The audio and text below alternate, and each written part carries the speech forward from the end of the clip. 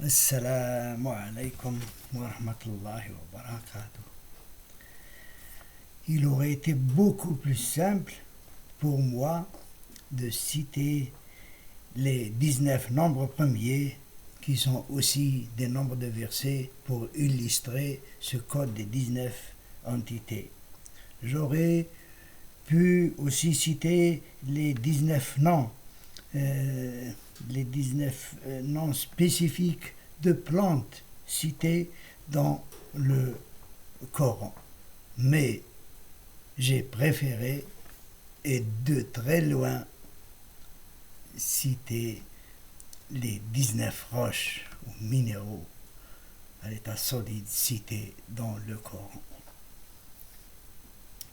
C'est parce que j'ai beaucoup d'amis qui sont géologues et je leur dédie cette vidéo. Donc, voyons voir un par un les 19 roches citées dans le Coran. La première, c'est le Torah. C'est le sol, la terre, la poussière. La deuxième, c'est le Tim. C'est l'argile. La troisième, c'est Safwan. C'est un rocher. Safwan. Le suivant, le quatrième, c'est Sahara. Sahara, c'est un bloc. Le suivant, c'est Hijara. C'est les pierres. Le suivant, Hijara min Sijil. Dans ce cas, on essaie d'interpréter pas le mot Hijara, mais Sijil. Sijil, d'après certains chercheurs, ça serait une pierre dure et schisteuse, dans le sens de l'utilisation, parce que c'est la pierre qui a été utilisée contre Sodome et Gomorrhe, et cette pierre a la facilité de se débiter facilement en petits morceaux pour bombarder ces deux villes. La suivante, Salsal Kal-Fakhar. Ici, j'interprète le Fakhar. Le Fakhar, c'est pas la poterie cuite, c'est l'argile du potier, c'est l'argile de la poterie, c'est l'argile pâteuse, plastique, si l'on veut dire. La suivante, c'est Salsal min Hama Mesnoun.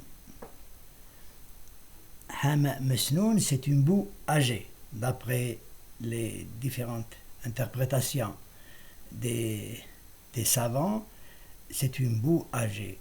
Or, en géologie, on sait qu'une boue mûre, une argile mature, c'est tout à fait différent sur le plan évolution. Suivant, Salsal. J'interprète ici Salsal. Salsal, c'est une sorte d'argile humide, d'après les scientifiques qui l'ont interprété. Les suivants, c'est beaucoup plus simple. Dhab, c'est l'or. Fadda, c'est l'argent. Le hadid, c'est le fer. Nuhas, il y a un petit problème. Nuhas.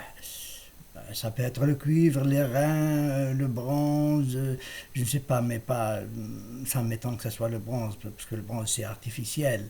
Il faut que ce soit une roche naturelle dans son contexte. Nuhas, disons que c'est un métal particulier.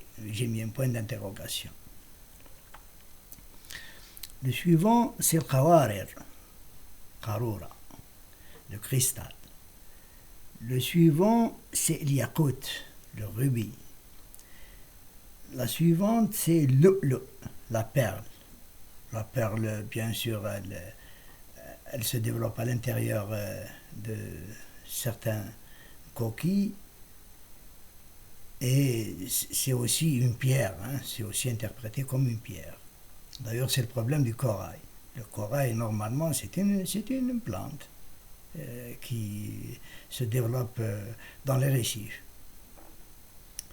Mais si on consulte le dictionnaire, le corail, c'est aussi la matière calcaire qui forme les coraux. Or, dans le Coran, dans le contexte, on parle de la cueillette du corail comme pierre précieuse, naturellement. Il y a aussi la neige, Bart, la neige, qui est une roche. Un géologue sait très bien que l'eau c'est une roche, mais comme aussi dans notre étude, on a considéré que les roches à l'état solide, parce qu'à l'état liquide, il y a aussi le pétrole qui est cité dans le Coran. N'oublions pas que nous citons comme illustration. Nous sommes en train de citer les 19 roches citées dans le Coran uniquement pour illustrer le code des 19 entités. Il y a beaucoup d'autres exemples. Nous nous sommes contentés de ça pour faire plaisir à nos amis géologues. Et ça sera tout pour cette vidéo.